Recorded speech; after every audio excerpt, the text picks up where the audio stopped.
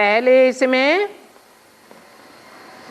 कृष्ण का नाम नहीं डाला गया था, बाद में कृष्ण का नाम डाला गया।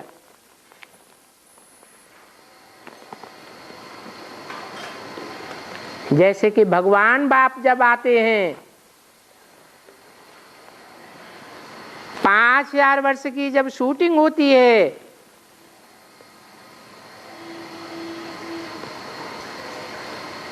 तो सच्ची गीता में कृष्ण उर्फ ब्रह्मा बाबा पिताश्री का नाम डाल करके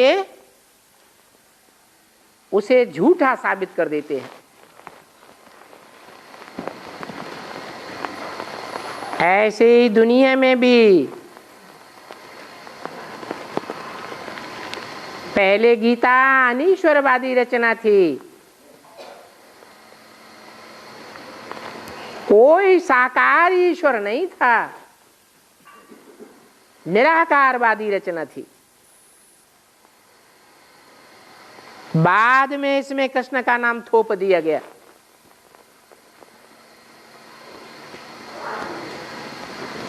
तो गीता ही झूठी हो गई, अर्थों का अनर्थ हो गया।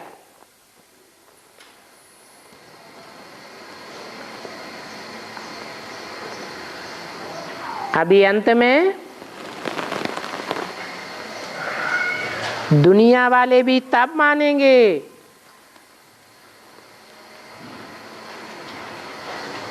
जब संस्कृत वाले गीता के भी अर्थ ईश्वरीय ज्ञान के अनुकूल क्लियर हो जावे।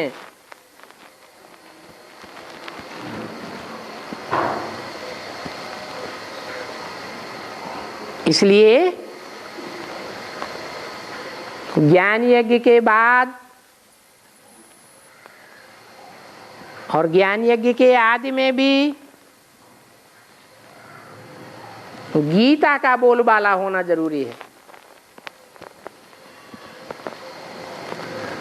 अंत में इसी बात पर विजय होगी कि गीता का भगवान कौन है और वो भगवान ही आकर के झूठी गीता को कैसे सच्ची गीता बनाते हैं। और बोले जाते हैं ये हर जगह लागू तो नहीं होता।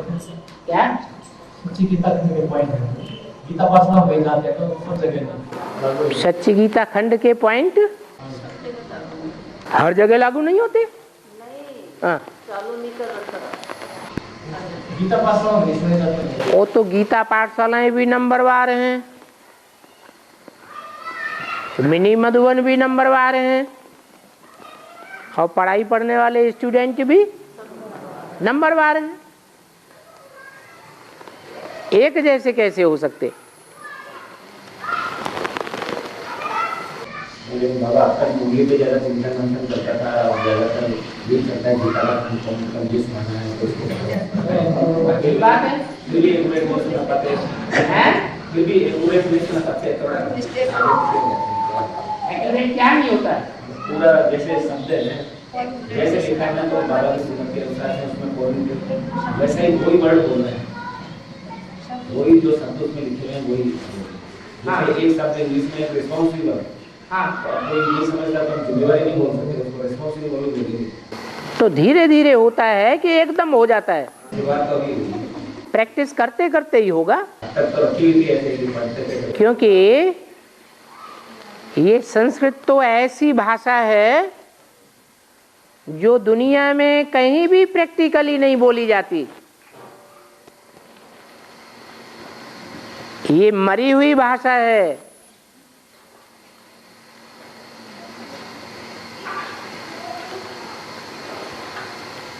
जिस भाषा में और जिस समय ये गीता लिखी गई थी वो बहुत पुरानी बात हो गई। अभी तो दुनिया ही बदल गई है।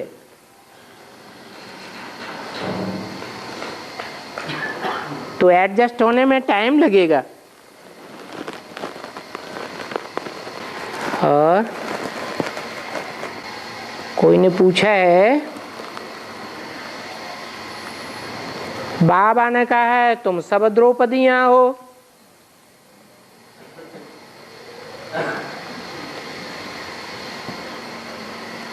नंबरवार हो कि एक जैसी हो? तो सबका चीरहरण होता है या कोई का होता है कोई का नहीं होता है? हैं? ये दुनिया ऐसी तेजी से बदलती जा रही है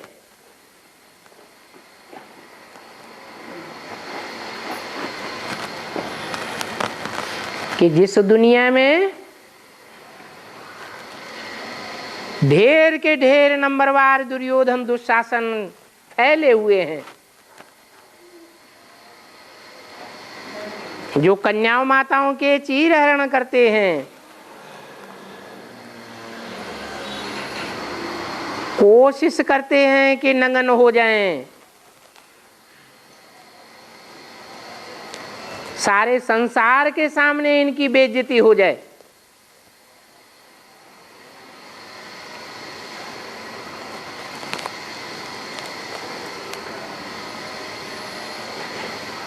ऐसा जब होता है तो इतनी अति हो जाती है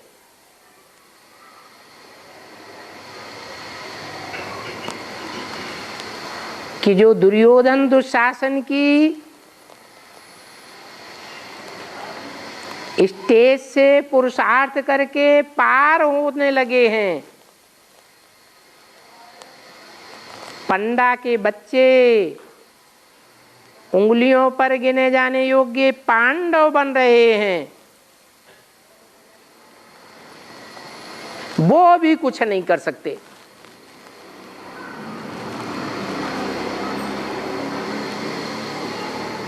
ये साधु सन्यासी महात्माएं सब चुप्पी साध लेते हैं।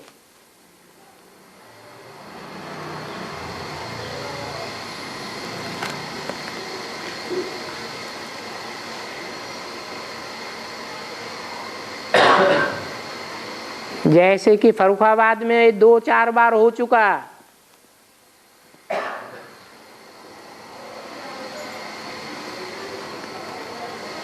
भ्रष्टाचारी गवर्नमेंट के भ्रष्टाचारी ऑफिसरों ने कानून के बरखिलाफ ओरली ऑर्डर निकाल दिया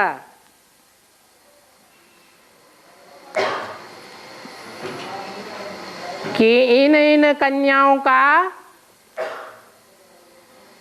मेडिकल किया जाए।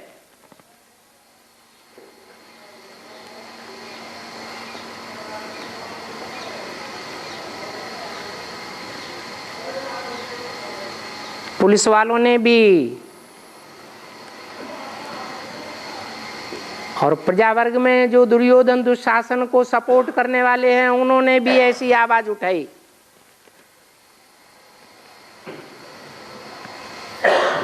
कि हाँ मेडिकल किया जाए।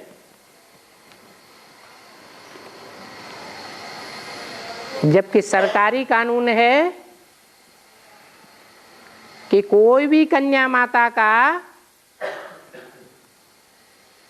वर्जिनिटी का मेडिकल तब तक नहीं किया जा सकता जब तक उसकी स्वेच्छा न हो। तो भी ऑर्डर दे दिया। 98 की बात भूल गए वो। हाँ जी,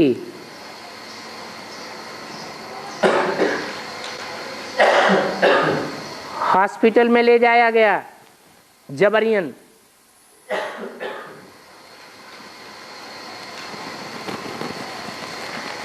और डॉक्टर जैसे ही कमरे में पहुंचे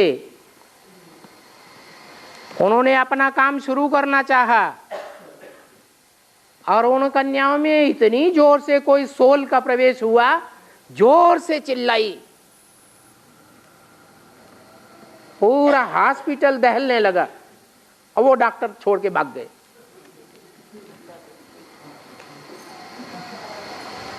और कन्या की बेइज्जती होने से बच गई। दो एक कन्या ऐसी भी निकली कि जिनका मेडिकल टेस्ट हुआ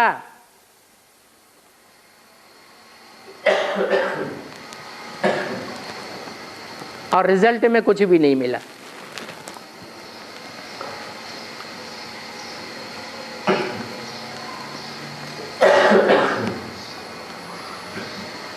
तो कैसे द्रौपदियों का चीरहरण होगा, कैसे भगवान उनके चीरहरण की बात को संसार के सामने, उनकी लज्जा को बचाएगा।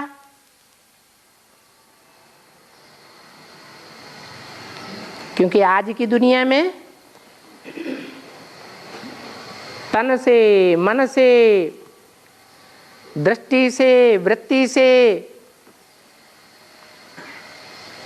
कोई पावन भी है कि सब पतित हैं? पतित तो सब हैं।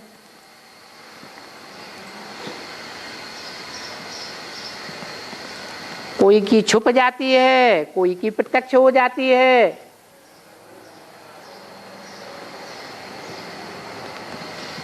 लेकिन भगवान बाप तो सबकी लज्जा बचाता है।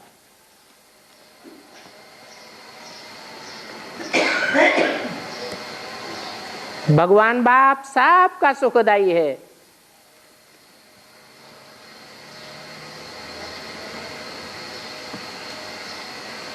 आगे चल करके वातावरण बहुत तीव्र गति से बिगड़ता जा रहा है और बिगड़ता जाएगा।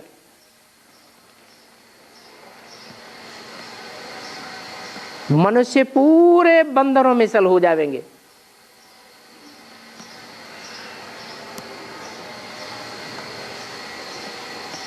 उस समय भी भारत की कन्याएं माताएं अपनी स्टेज पर दृढ़ रहेंगी और भगवान बाप उनको सहयोग देगा।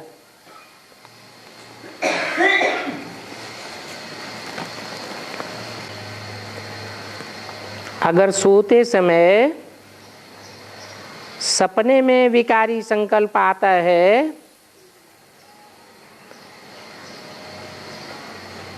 और नींद खुलती है तो मन ग्लानि से भर जाता है।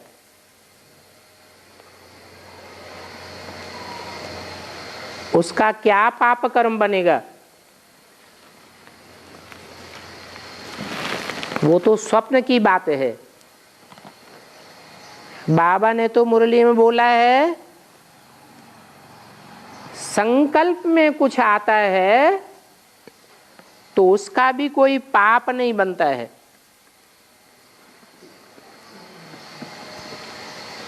ये स्वप्न और संकल्प पूर्व जन्मों के किए हुए कर्मों की रिपीटेशन है।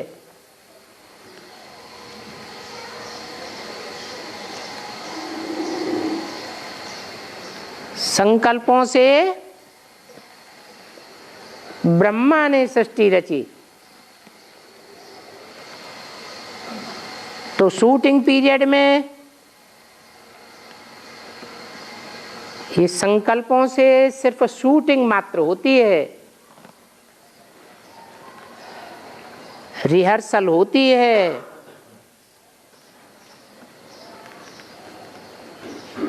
और संकल्प भी मोस्टली ऐसे ही चलते हैं जो सारा दिन बुद्धि में बखेड़ा रहता है।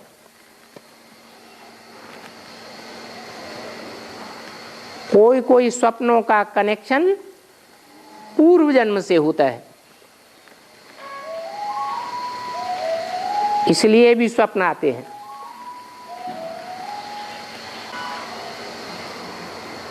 तो स्वप्न के ऊपर और संकल्पों के ऊपर कंट्रोल तो करना है, लेकिन कोई दुष्ट संकल्प या स्वप्न आते हैं तो मन दुखी नहीं होना चाहिए, क्योंकि 63 जन्मों में माया तो सबको ऊपर नीचे करती है। कोई को कम करती है, कोई को ज्यादा करती है।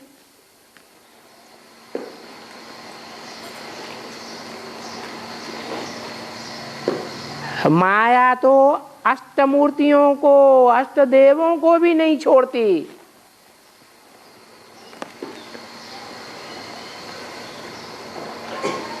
इसलिए पुरुषार्थ ऐसा करना है जो संकल्पों के ऊपर कंट्रोल कर सके। दुष्ट संकल्पों के ऊपर तो कंट्रोल करना ही है, लेकिन निसंकल्पी बनना, ये हमारा लक्ष्य होना चाहिए। अच्छा या बुरा कोई भी प्रकार का संकल्प ना आवे, एकदम आत्मा ज्योति बिंदु अपने को महसूस करे। प्रैक्टिस की बात है।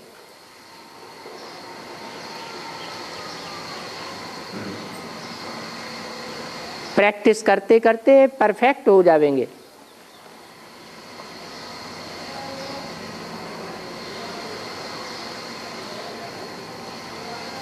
जो निराकारी स्टेज बनाने में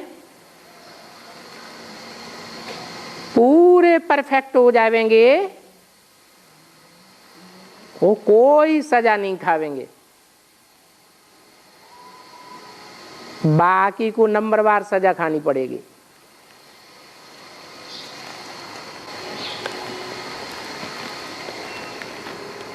ये माया नाक से ही खास पकड़ करके क्यों गिराती है?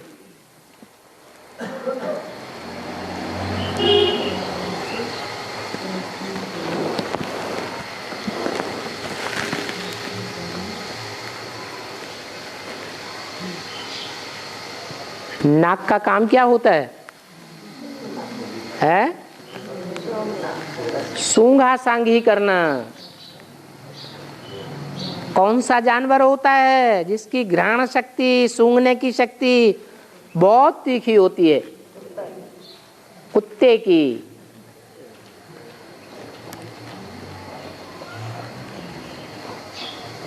कौन से धर्म के लोग हैं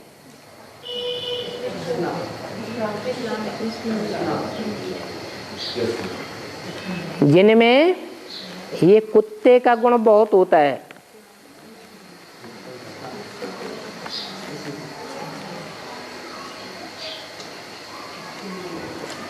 सूंघने मात्र से जान वातावरण को कैच कर लेते हैं।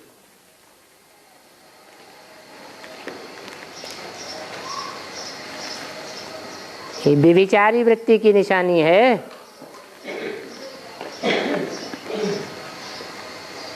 कहते हैं पांडवों के साथ भी कुत्ता गया।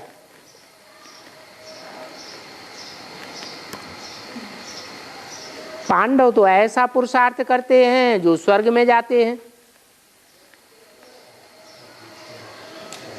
लेकिन कुत्ता भी उनके साथ चला गया।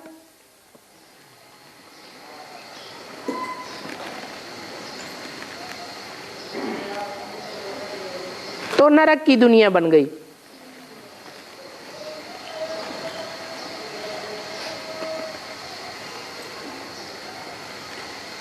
न वो कुत्ते जैसी आत्माएं जाती, न व्यभिचार की वृत्ति द्वापर के आदि में आरंभ होती।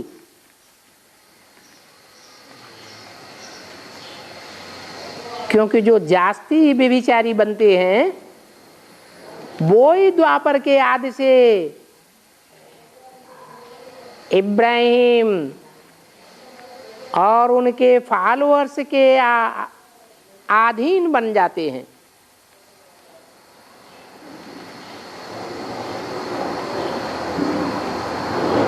जो पक्की सूर्यवंशी आत्माएं हैं उनमें इस्लाम धर्म की आत्माएं प्रवेश नहीं कर सकती।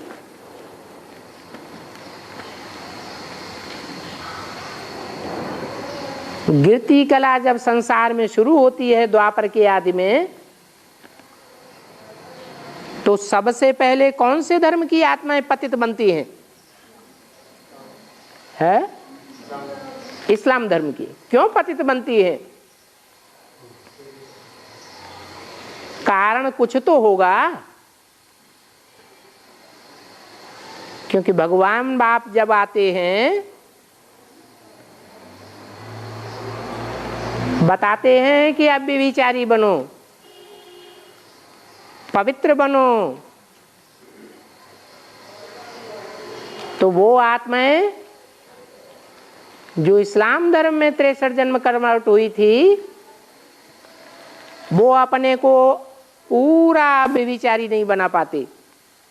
बल कर्मेंद्रियों से अब व्यभिचारी बन भी जाएं, लेकिन दृष्टि से व्यभिचारी बन जाती है। जब दृष्टि से व्यभिचारी बनती है तो वृत्ति भी व्यभिचारी रहती।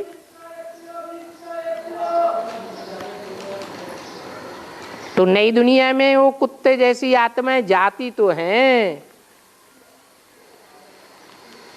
परंतु 16 कला संपूर्ण बन करके जाती हैं या कमजोर आत्माएं बन के जाती हैं?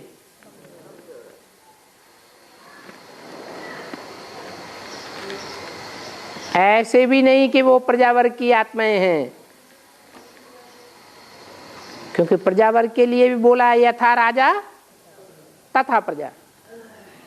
सूर्यवंशी राजा होगा तो प्रजा भी सूर्यवंशी होगी।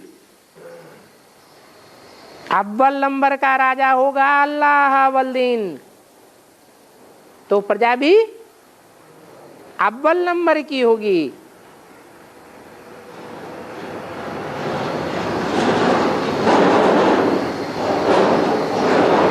तो चाहे राजवर्ग की आत्माएं हो चाहे प्रजावर्ग की आत्माएं हो, दोनों ही प्रकार की आत्माएं उस धर्म में कन्वर्ट होने वाली बन जाती है।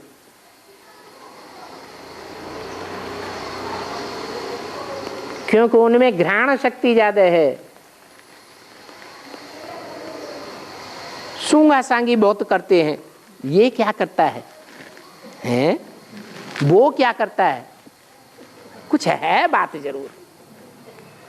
अपनी तरफ नहीं देखेंगे, दूसरों की सूंगा सांगी बहुत करेंगे।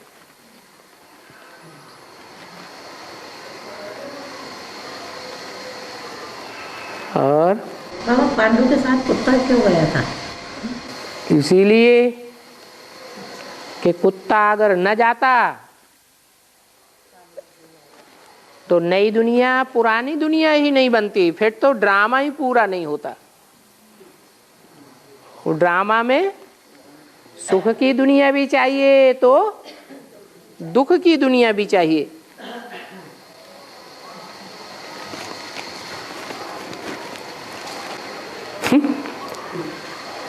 वैष्णवी आ जाएगी तो पुरुषार्थ संपन्न हो जाएगा।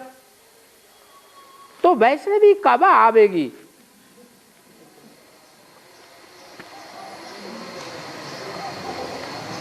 भगवान आता है तो क्या कहा जाएगा? कब आवेगा?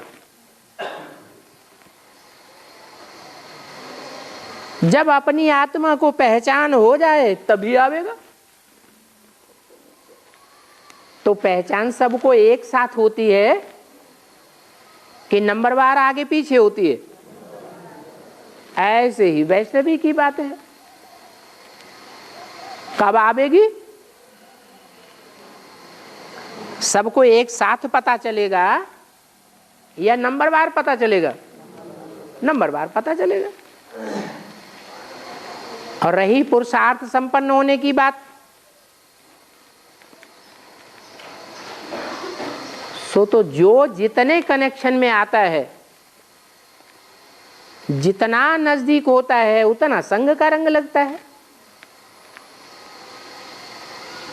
कनेक्शन में ही नहीं आवेगा तो संग का रंग भी नहीं लगेगा। जितना कनेक्शन में आवेगा उतना संग का रंग लगेगा, और जितना संग का रंग लगेगा उतना पुरुषार्थ भी संपन्न होगा।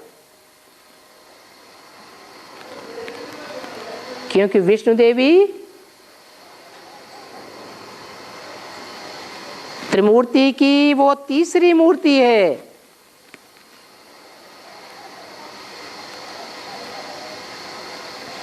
जो संपन्न पुरुषार्थी है। 63 जन्म में भी राजयोग का जो वर्तमान लक्ष्य है पवित्र बनना, धारण करती है।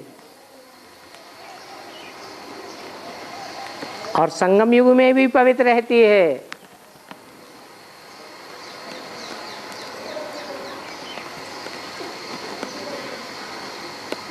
अपवित्र बनने वाले राजाएं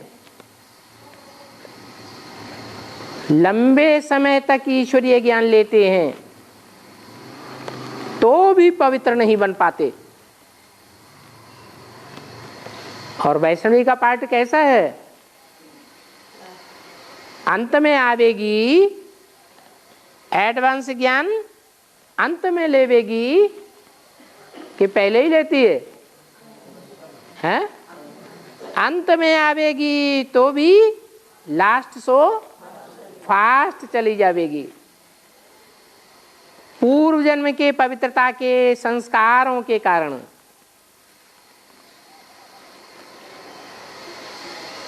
तो उसके जैसे जैसे जो जो आत्माएं नजदीक आती जावेंगी उनमें भी वही संस्कार भरेंगे। निश्चय बुद्धि आत्मा जो होगी उसकी क्या निशानी? निश्चय बुद्धि विजयते।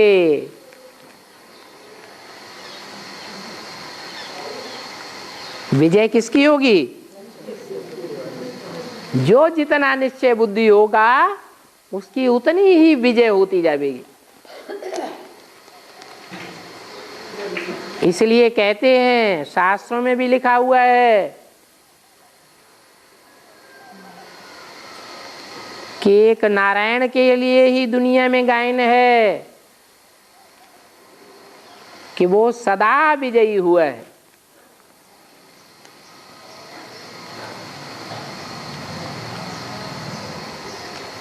और आत्माओं के लिए ये बात लागू नहीं होती है, क्योंकि सब पुरुषार्थियों को निश्चय और अनिश्चय का चक्र चलता ही रहता है।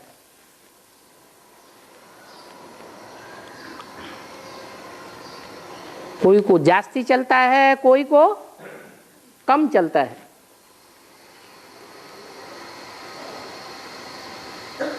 भगवान बाप जिसमें मुकर्रर रूप से प्रवेश करते हैं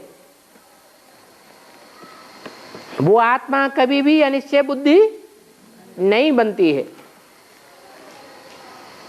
इसलिए ये गायन है, निश्चय बुद्धि विजयते।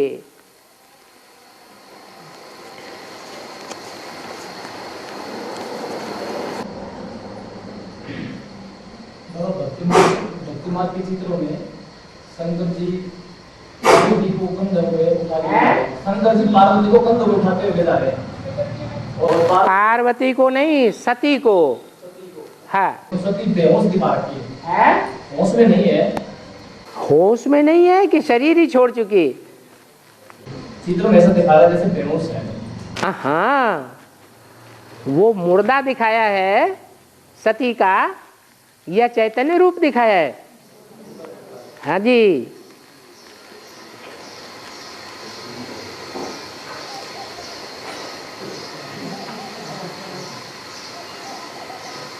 कृष्ण की मृत्यु कैसे हुई और कब हुई? शास्त्रवादी तो दिखाते हैं कि बहेलिये ने पांव में तीर मारा और कृष्ण की मृत्यु हो गई। वास्तव में द्वापर युग में कृष्ण होता है क्या? द्वापर युग 16 कला संपूर्ण होता है या 8 कला संपूर्ण होता है? जब पूरा युग ही 8 कला युग संपूर्ण होता है, 8 कला से जास्ती होती ही नहीं है, तो कृष्ण की 16 कला संपूर्ण कहां से हो जाएगी? शास्त्रों में ही लिखा हुआ है, सतयुग है 16 कला संपूर्ण, त्रेता है 14 कला संपूर्ण, द्वापर है 8 कला संपूर्ण, और कलयुग में कलाहीनता हो जाती है। तो बाबा कृष्ण को 16 कला संपूर्ण क्यों बताया जा रहा है?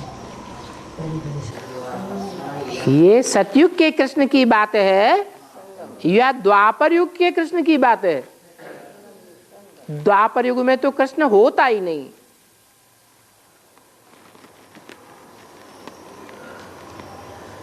सोलह कला संपूर्ण कृष्ण को जन्म देने वाला कौन है सतयुग में?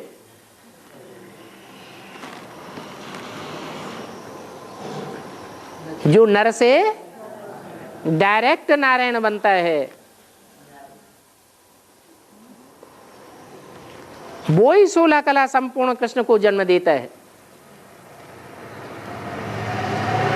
वो देवता है जो कलाओं में बंधा हुआ है, वो भगवान नहीं है। गीता और भागवत ने कृष्ण को भगवान बताई दिए।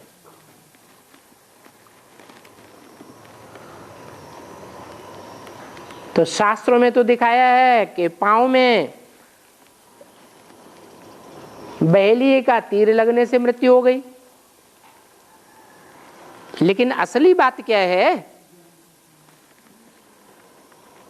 असली बातें तो संगम युग की है ना, जो शास्त्रों में यादगार रूप में दिखाई गई है। ये संगम युग की बात है। बेसिक नॉलेज में चलते चलते कृष्ण की आत्मा जब द्वापर युग की शूटिंग के अंत में पहुंचती है, द्वैतवादी युग शुरू होता है। ब्राह्मणों की दुनिया में राज्य सत्ता, धर्म सत्ता अलग अलग जोनल इंचार्जेस के हाथ में चली जाती है। तब कृष्ण वाली आत्मा का जो अंतिम जन्म है, दादा लेख राज ब्रह्मा, उसके बुद्ध रूपी पांव में कोई पाप कमाने वाला बहेलिया है जो ऐसी बात का तीर मारता है जो उनका हार्ट फेल हो जाता है और मृत्यु हो जाती है।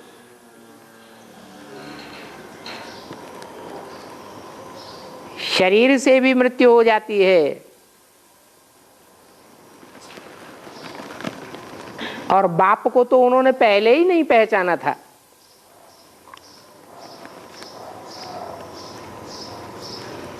ऐसे नहीं कि ईश्वरीय ज्ञान यज्ञ में बाप था ही नहीं, बाप तो प्रैक्टिकल में था, लेकिन कृष्ण की आत्मा बाप को नहीं पहचान पाती।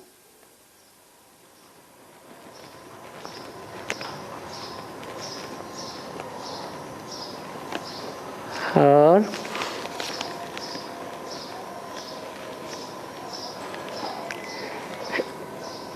क्लास करने तो जाती हूँ, महीने में 1 या 2 बार जाती जरूर हूँ। वार्तालाप में सुनाया गया कि जिन्होंने भट्टी नहीं की है उनसे बाबा नहीं मिलेंगे। तो बांधेली माताओं को कैसे मिलेंगे? उनको तो मिलने की परमिशन ही, भट्टी करने की परमिशन ही नहीं मिलती।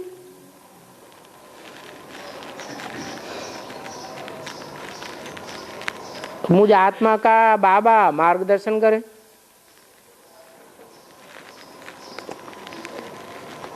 जिन बांधेली माताओं को भट्टी करने के लिए परमिशन नहीं मिलती है, फिर भी अगर 1 साल तक लगातार उनका रेगुलर क्लास करने का प्रूफ मिलता है, तो 1 साल के बाद उनको बाबा से मिलने की परमिशन दी जाएगी। पता तो लगे कि निश्चय बुद्धि है या नहीं है।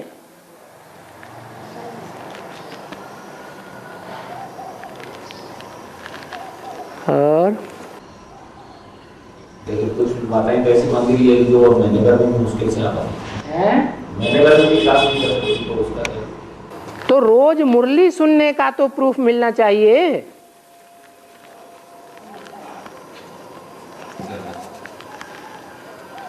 पता तो लगे कि डीवीडी और वीसीडी लगातार मंगा रही हैं, जिनके थ्रू मंगा रही हैं उनसे प्रूफ तो मिलेगा कि ये मुरली सुनने की शौकीन है, मुरली से प्यार है, माना मुरलीधर से प्यार है।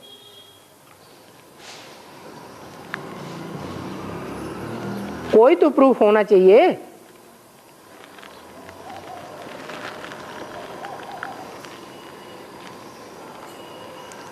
लेट का बोर्ड तो लग चुका, टू लेट का बोर्ड कब लगेगा?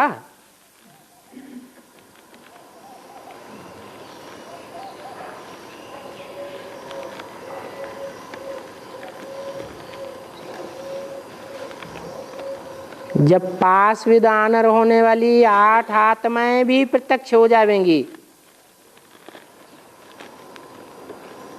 तो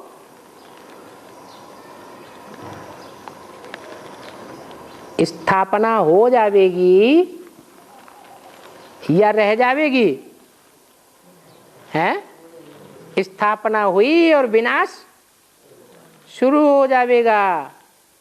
फिर क्या कहेंगे? टू लेट का बोर्ड लगा या नहीं लगा? है लग गया। जब तक विनाश शुरू नहीं होता है तब तक शांति है, और शांति में पढ़ाई अच्छी हो सकती है। फिर जब टू लेट का बोर्ड लग जाएगा तो पढ़ाई उतनी अच्छी नहीं हो सकेगी, भगदड़ मच जाएगी।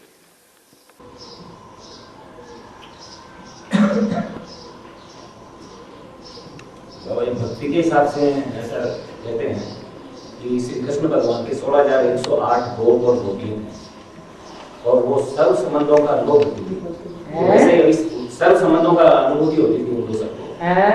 तो वैसे ही अभी ज्ञान मार्ग के हिसाब से भी जो संगम योगी श्री कृष्ण है उनकी भी 16,108 गोपियां बनती है। तो गोपियां तो बहुत प्रैक्टिकल में भी संकर में देती है, और गोप के बिना नहीं ले पाते, तो इसमें क्या मन बुद्धि की बात है? क्या है फिर गोप नाम कैसे पड़ा? तो मन बुद्धि से प्रैक्टिकल में। मन बुद्धि से?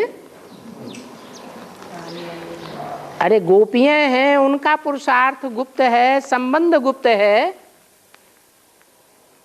तो जिन गोपों ने अपनी बहनें दी हुई हैं, कन्याएं दी हुई हैं, अपनी पत्नी को समर्पित किया है, उनका गुप्त संबंध है दुनिया वालों की नजर में। या प्रत्यक्ष संबंध है? गुप्त है। तन धन धाम सुहृद परिवारा,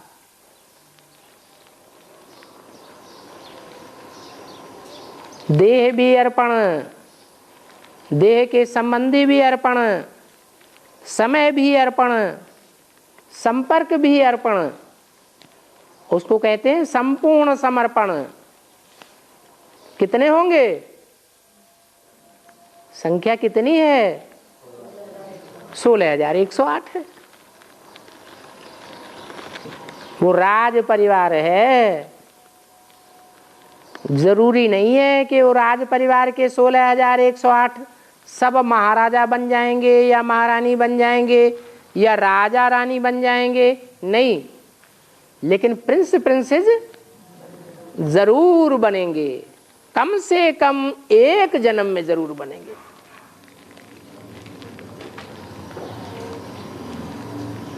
कौन से युगों में? सतयुग और त्रेता युगों में। उनकी टोटल संख्या 16,108 होगी। त्रेता के अंतिम जन्म तक ये संख्या होगी। सतयुग के आदि में कम होंगे राज परिवार वाले, और सतयुग के त्रेता के अंत में कितने होंगे? 16,108 होंगे।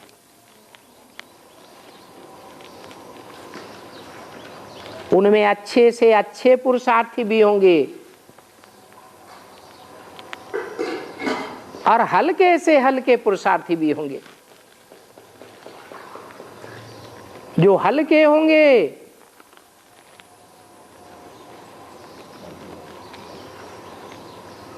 वो कोई न कोई जन्म में प्रिंस प्रिंसेस तो बनेंगे,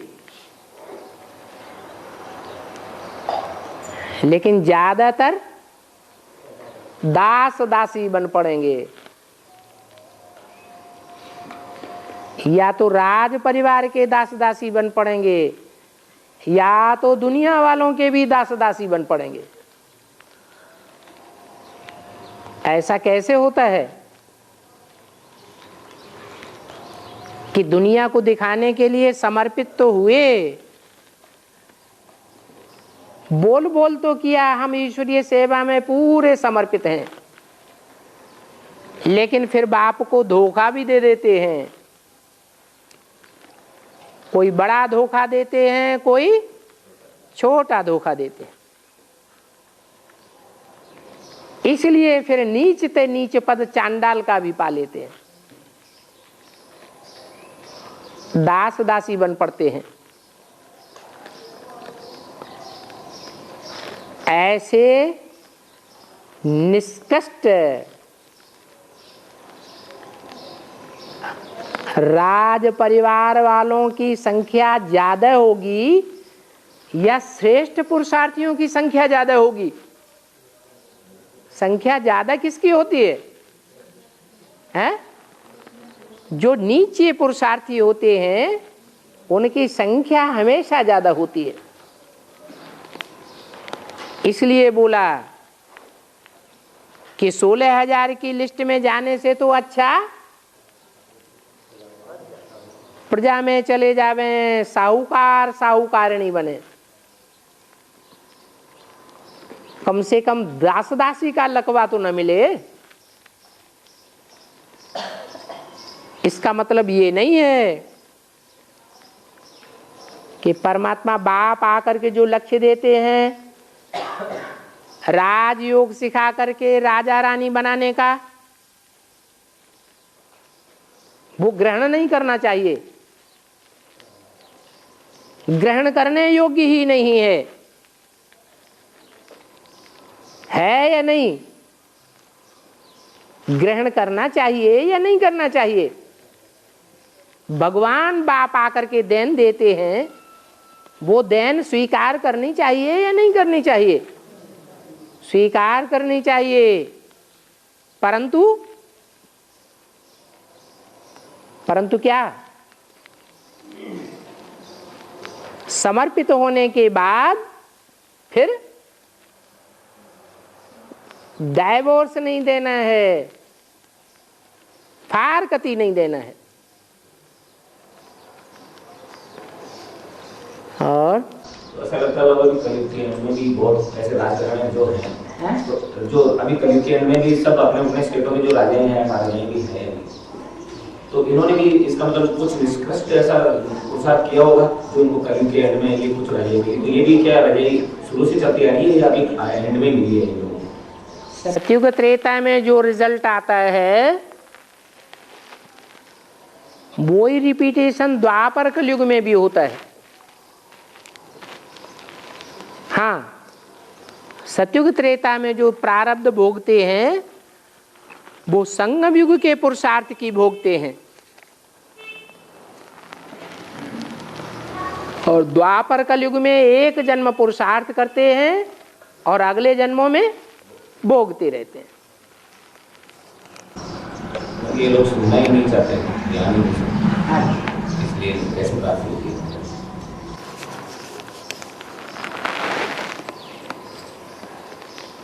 हमारा किसी देहधारी से न चाहते हुए भी प्यार हो जाता है और लगाव लग जाती है, और सोते वक्त बाबा को याद करते हैं तो भी वही देहधारी याद आने लग पड़ते हैं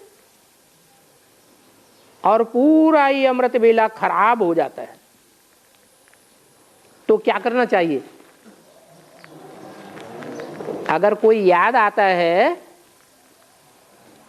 तो क्यों याद आता है? कौन याद आता है? मुरली में तो बाबा ने बोला है, कराची में तुम 300-400 अंदर बंद पड़े थे, कोई को देखते ही नहीं थे, तो दिल किससे लगावेंगे? किसको याद करेंगे? सदैव वहां तुम्हारे सामने एक बाबा, दूसरा न कोई। तो यहां भी चेक करना है कि हमारी आंखें किसको देखने में रस लेती हैं। आंखें ही नहीं, और कर्मेंद्रियां भी किसके संग में ज्यादा आने की आदी हो गई है।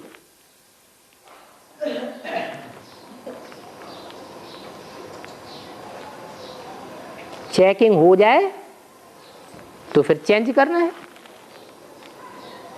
क्या चेंज करना है? एक शिव बाबा, दूसरा न कोई। क्योंकि दूसरे जो भी देहधारी हैं वो सब अपने में बांधने वाले हैं, मन को भी बांध लेते हैं और तन की कर्मेंद्रियों को भी बांध लेते हैं। फिर धन भी बंध जाता है, समय भी बंध जाता है, और आत्मा के जो भी संबंधी हैं जन्म जन्मांतर के, वो भी बंध जाते हैं। अभी जोड़ने का टाइम है, नए नए संबंध जोड़ने का टाइम है या तोड़ने का टाइम है? तोड़ने का टाइम है। और तोड़ने के टाइम भी कोई जोड़ना शुरू कर दे,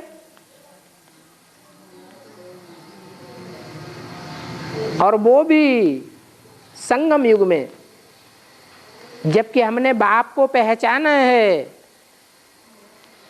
तो 100 गुना बोझा चढ़ेगा या 1 गुना चढ़ेगा?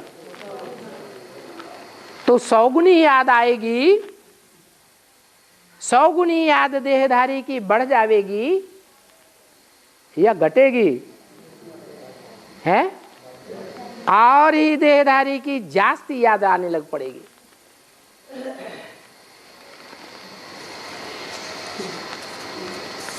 और